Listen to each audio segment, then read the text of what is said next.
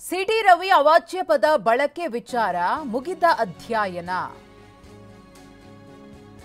ಸಚಿವೆ ಲಕ್ಷ್ಮೀ ಹೆಬ್ಬಾಳ್ಕರ್ ಅವರ ಮೇಲೆ ಅವಾಚ್ಯ ಪದ ಬಳಕೆಯನ್ನ ಮಾಡಿದ್ರು ಅನ್ನೋ ಆರೋಪಕ್ಕೆ ಸಂಬಂಧಪಟ್ಟಂತೆ ಸಭಾಪತಿ ಹೊರಟ್ಟಿ ಅವರು ಇದೊಂದು ಮುಗಿದ ಅಧ್ಯಾಯ ಅಂತ ಹೇಳಿದ್ರು. ಇದೀಗ ಅದರ ಬಗ್ಗೆನೇ ಪ್ರಶ್ನೆಗಳಿದ್ದಿದೆ. ಸಭಾಪತಿ ಹೇಳಿದ್ರೆ ಎಫ್ಎಸ್ಎಲ್ಗೆ ವಿಡಿಯೋ ರವಾನೆ ಅಂತ ಪರಮೇಶ್ವರ್ ಅವರು ಹೇಳಿದ್ದಾರೆ. ಕ್ಷಮಿಸೋದಿಲ್ಲ, ಹೋರಾಟ ಬಿಡೋದಿಲ್ಲ ಅಂತ ಲಕ್ಷ್ಮೀ ಹೆಬ್ಬಾಳ್ಕರ್ ಅವರು ಪಟ್ಟು ಹಿಡಿದಿದ್ದಾರೆ. ಸಿಟಿ ರವಿ ವರ್ಸಸ್ ಲಕ್ಷ್ಮೀ ಹೆಬ್ಬಾಳ್ಕರ್ ಸಮರ ಅಂತ್ಯವಾಗುವ ಲಕ್ಷಣ ಕಾಣಿಸ್ತಿಲ್ಲ. ಈಗ ಆ್ಯಸ್ ಆ್ಯಂಡ್ ನೌ ಮುಗಿದ ಅಧ್ಯಾಯ. ಅವ್ರು ಏನಾದರೂ ಮತ್ತೆ ನಮಗೆ ಯಾರಾದರೂ ಎರಡೂ ಪಾರ್ಟಿ ಕಡೆಯಿಂದ ಏನಾದ್ರು ಕಂಪ್ಲೇಂಟ್ ಕೊಟ್ಟರೆ, ಮತ್ತೊಂದು ಕೊಟ್ಟರೆ, ಏನಾದ್ರು ಮಾಡಿದರೆ ಆವಾಗ ಅದನ್ನು ನಾವು ಮರುಪರಿಶೀಲನೆ ಮಾಡುವಂಥ ಪರಿಸ್ಥಿತಿ ಉದ್ಭವ ಆಗ್ಬೋದು. ಅದು ಕೊಟ್ಟಂಥ ಇದನ್ನು ನೋಡಿದ ನಂತರ ಮಾಡ್ಬೋದು. ಈಗಂತೂ ನಮ್ಗೆ ಯಾವುದೋ ಅದಕ್ಕೆ ಸಂಬಂಧ ಇಲ್ಲ. ಅಲ್ಲ, ಅದನ್ನು ವೆರಿಫೈ ಮಾಡ್ಬೋದಲ್ಲ. ಅವರೇ ನಮಗೆ ಏನು ಈಗ ಮೀಡಿಯಾದಲ್ಲಿ ಬಂದಿದೆ ಆ ಆಧಾರದ ಮೇಲೆ ಎಲ್ಲವೂ ಕೂಡ ಮಾತುಗಳು ನಡೀತಾ ಇದೆ. ವೆರಿಫಿಕೇಷನ್ ಮಾಡಬೇಕು ಅಂತಂದರೆ ನಾವು FSLಗೆ ಕೊಟ್ಟು ವೆರಿಫೈ ಮಾಡೋದಕ್ಕೆ ಕ್ರಮ ತಗೊಳ್ತೀವಿ.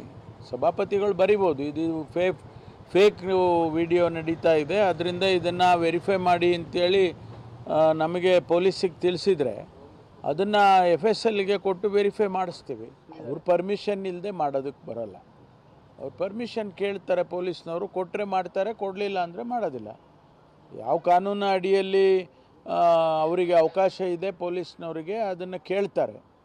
ಅದು ಸಭಾಪತಿಗಳು ಅವ್ರದ್ದೇ ಆದಂಥ ನಿಯಮಗಳಿದ್ದಾವೆ, ಅದರ ಚೌಕಟ್ಟಲ್ಲೇ ಪೊಲೀಸ್ನವರು ಕೂಡ ಕೆಲಸ ಮಾಡ್ತಾರೆ. ಯಾವತ್ತೂ ಕ್ಷಮಿಸೋದಿಲ್ಲ ಬ್ರದರ್.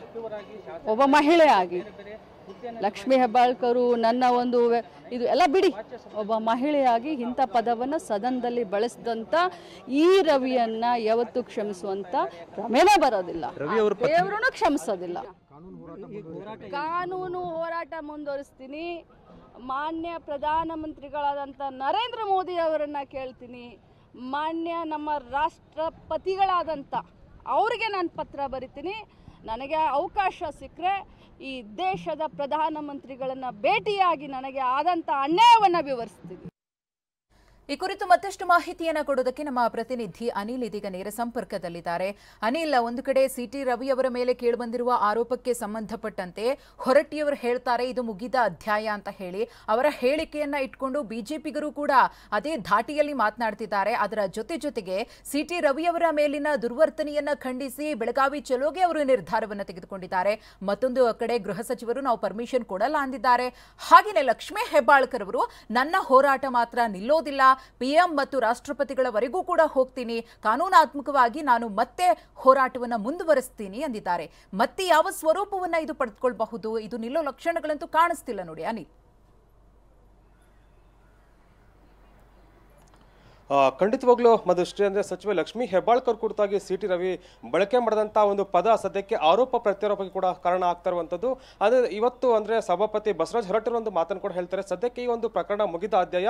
ನಮಗೆ ಎರಡೂ ಪಕ್ಷಗಳಿಂದಲೂ ಕೂಡ ಯಾವುದೇ ರೀತಿಯಾದಂತಹ ದೂರು ಬಂದಿಲ್ಲ, ಸದನದ ಒಳಗಡೆ ನಡೆದಿದೆ, ಅದು ಅರ್ಜೆಂಟ್ ಆದಂತಹ ವೇಳೆ ಈ ಒಂದು ಪ್ರಕರಣ ಕೂಡ ನಡೆದಿರುವಂಥದ್ದು. ಹೀಗಾಗಿ ಯಾವುದೇ ರೀತಿಯಾದಂತಹ ಸಾಕ್ಷಿಗಳು ಇಲ್ಲ, ಆಡಿಯೋ ವಿಡಿಯೋಗಳು ಕೂಡ ಇಲ್ಲ, ಒಂದು ಸ್ಪಷ್ಟತೆಯನ್ನು ಕೂಡ ಕೊಡ್ತಾರೆ. ಇದಕ್ಕೆ ಪ್ರತ್ಯುತ್ತರವಾಗಿ ಬಿಜೆಪಿ ನಾಯಕರು ಕೂಡ ಒಂದಷ್ಟು ಮಾತನ್ನು ಕೂಡ ಹೇಳ್ತಾರೆ. ಜೊತೆಗೆ ಈಗ ಆಡಳಿತ ಪಕ್ಷದ ನಾಯಕರು ಕೂಡ ಹೇಳ್ತಾ ಇದ್ದಾರೆ. ಸದ್ಯಕ್ಕೆ ಲಕ್ಷ್ಮೀ ಹೆಬ್ಬಾಳ್ಕರ್ ಕೂಡ ಇವತ್ತು ಆಡಿಯೋ ವಿಡಿಯೋನು ಕೂಡ ಬಿಡುಗಡೆ ಮಾಡಿದ್ದಾರೆ. ಅಂದ್ರೆ ಈಗ ಸಿಟಿ ರವಿಯ ಒಂದು ಪ್ರಕರಣ ಏನಿದೆ ಅದನ್ನು ಯಾವುದೇ ಕಾರಣಕ್ಕೂ ನಿಲ್ಲಿಸೋದಿಲ್ಲ, ಕಾನೂನು ಹೋರಾಟವನ್ನ, ಕಾನೂನು ಸಮರನ ಮುಂದುವರಿಸಿದ ಮಾತನ್ನು ಕೂಡ ಹೇಳ್ತಾ ಇದ್ದಾರೆ. ಮತ್ತೊಂದು ಕಡೆ ಈಗ ಹೊರಟ್ಟಿ ಅವರು ಇದು ಮುಗಿದ ಅಧ್ಯಾಯ ಅಂತ ಹೇಳೋದ್ರ ಮೂಲಕ ಫುಲ್ ಸ್ಟಾಪ್ ಹೇಳೋದಕ್ಕೆ ಪ್ರಯತ್ನ ಮಾಡ್ತಾ ಇದ್ದಾರೆ. ಆದ್ರೆ ಈಗ ಇದು ಮುಗಿದ ಅದೇ ರೀತಿ ಕಾಣಿಸ್ತಾ ಇಲ್ಲ, ಯಾಕಂದ್ರೆ ನಾನಾ ಬೆಳವಣಿಗೆ ಕೂಡ ಈ ಒಂದು ಪ್ರಕರಣದಲ್ಲಿ ಆಗ್ತಾ ಇರುವಂತದ್ದು.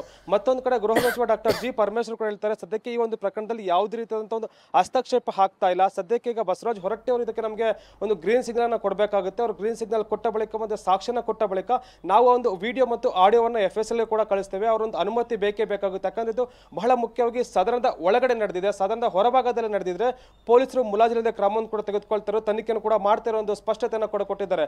ಸದ್ಯಕ್ಕೆ ಈ ಎಲ್ಲ ಒಂದು ಬೆಳವಣಿಗೆಗಳನ್ನು ನೋಡ್ತಾರೆ. ಸದ್ಯಕ್ಕೆ ಈ ಒಂದು ಪ್ರಕರಣ ಅಂತ್ಯ ಕಾಣುವಂತ ಲಕ್ಷಣ ಕಾಣ್ತಾ ಇಲ್ಲ, ನಾನಾ ಸ್ವರೂಪವನ್ನು ಕೂಡ ಪಡೆದುಕೊಳ್ತಾ ಇದೆ.